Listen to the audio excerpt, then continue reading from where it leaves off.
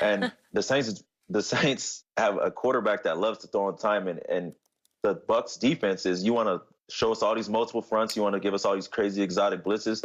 Drew Brees is just going to hit the hots. And then when you want to try and play coverage, and I'm going to find the soft spots in the zone.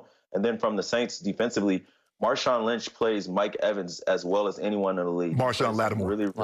Marshawn Lattimore plays Mike Evans really, really well, and it allows them to have the flexibility to roll coverages to the Saints' to the Bucs' other weapons.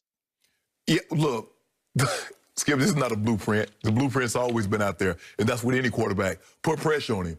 The Saints just have the unique ability. If you look at when they played Denver, what could Denver do? Denver could apply pressure with their front four. Von Miller, DeMarcus Ware, Malik Jackson, and Derek Wolfe, and then you had the no-fly zone. Chris Harris Jr., Aqib Talib, Bradley Roby. Skip, everybody doesn't have that, though.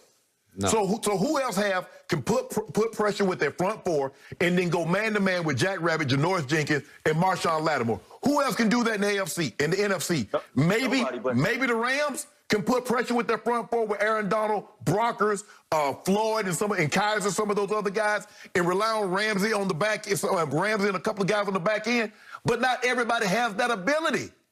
Yeah, but that's not where that game got out of control. I know you all want to say, or everybody wants to say, put it on Brady, but the defense in Tampa Bay, if you give anybody a 3-score lead, it's going to be hard for a quarterback. Tom's got to be perfect. Hold on, time out. If I'm not mistaken, the Tampa Bay Buccaneers got the ball first. So what did they do? They went 3 and out. Okay. So New Orleans gets the ball, goes down the field, goes 7-0. They kick the ball off to Tampa. Okay, what did Brady and the Bucs offense do? 3 and out. But okay, hold on just a second. One more time. He winds up throwing a bomb to Antonio out of his end zone under duress. Okay. So now this is what we do. So we get the ball back again. They go down the field and score. It's 21-0. They kick the ball off to Tampa. What did Brady do? So to say that Tampa's defense, it's not like basketball, make it, take it. You get an opportunity, to score too.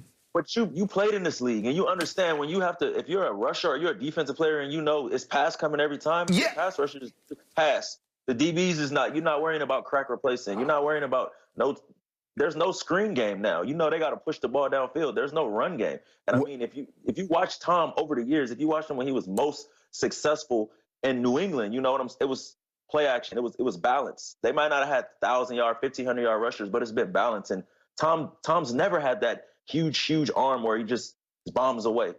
But that's what I've been trying to tell people, and Bruce Arians is going to have to come to this realization. The offense that you want to run is really not conducive for Tom. You saw that offense they were trying to push the ball down the field. That's why that game got out of hand, because they couldn't run the football and BA wanted to throw the ball down the field. You better take those flats. You better take that check down to that intermediate stuff, because that's not what Tom is good at. Tom is not Jameis. He convinced Jameis to throw the ball. That's why Jameis had a lot of turnovers. You see what Tom did when Tom tried to push the ball down the field? He had 3 turnovers. You better let him run his offense, BA, because prior to Sunday, he was doing what he did. Check down, little screens, flare, plus they were running the ball with Roe Jones, and now all of a sudden they got completely away from that. And like you said, if I know ain't no threat of no run because you only ran the ball 4 times, I ain't even thinking about the run. You don't even have a running back in there for all I care. I'm coming to hunt you. Yes. So I respect what David Carr writes on NFL.com.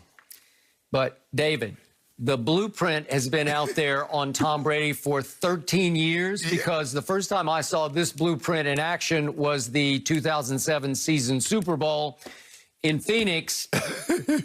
And Michael Strahan and company came after Tom Brady hellaciously with 4 men. Right. Just 4. OC and Tuck and who else? Chris Canty. Chris Canty.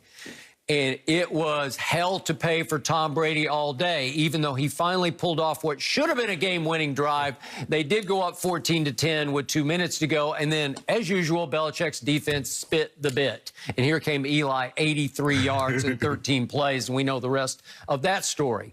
But what happened on Sunday night was, with 4 rushers, And it wasn't Cam Jordan because he registered he had one hit and it opened the game. And you could argue it was the hit because he hit Tom Brady literally right in the mouth. It was not called, but he just slapped him right upside the head.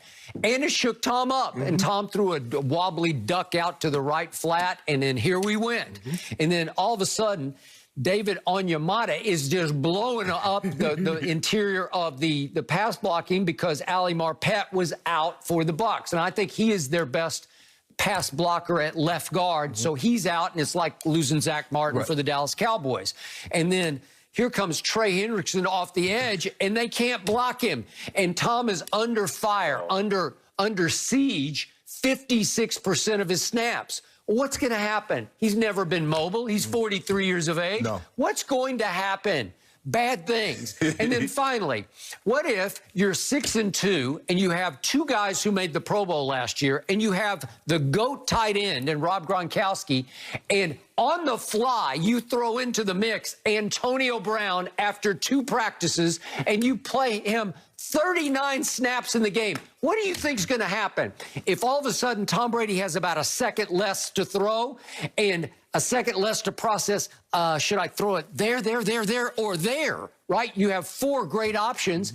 Chaos is going to result, and it did, and they scored 3 points. So I can't say, yeah, the blueprint has always been out there. This is how you do it. Now, again, to your point, to Orlando's point, whew, you better have Marshawn on Mike Evans, right? Because most teams don't have that. Exactly. But, Skip, the thing that slows down a pass rush is being able to run the football. You got to make them think about something. Well, they got to hold in there because they might run the ball. If you just screaming upfield and I run a draw, okay, now I'm getting 10, 15 yards. That'll slow your butt down. But for whatever reason, they decided in this game, we're just going to abandon the run, and we're just going to no. Okay, well, what they abandoned was playing defense, right? They abandoned that also. Right, go ahead. But they're gonna have to find out like a median way with, like, Bruce Arians is like he's stuck in his ways, and when you have the best quarterback to ever walk the planet, you're gonna have to sit down with him and find out the things that he likes, the things that make him comfortable. You brought him there to do a job, and now you want him to do the job the way you want it done. And it's clear every time Tom struggles, or we call it a struggle, or has a bad game, they just try and do too much. They try and just ask him to drop back and throw it all over the field like he's Patrick Mahomes. That's not what made Tom Tom. That's not what made him so surgical. And that was the thing that I've been saying all along. Oh, are you going to turn the offense over to him like the Broncos did Peyton? They're like, oh, whatever offense they were running, Peyton, what are you running? And Peyton implemented the offense, and they ran Peyton's offense. That's why he looked like he did, even though he didn't have the same arm strength. That's why he looked like he did in Denver for 3 years, like he looked in Indy, because it was his offense. Well, you need to let Tom do what he's done for the last 19 years. Don't try. He's not going to push the ball down the field. You can't unwire that. Okay, Tom, just throw it up, let Mike Evans jump ball. That ain't how he works. Everything needs to be precision. If you go back and let Tom be Tom, which is screens, run the football, play action, hit Scotty Miller on the over, hit Gronk on the over, let Godwin on the end cut. And then when you get in the red zone, maybe throw the jump ball to Mike Evans. But Mike Evans losing patience. Mike Evans losing patience because them targets, they went from 12 with Jameis to 10 to 8 to 9. Now he getting 5 targets. Something going to have to give. They'll figure it out. They'll figure it out. Tom won't settle or accept nothing less. Huh. Correct. All right. Orlando, thank you for your time. Always good to check in with you on Undisputed.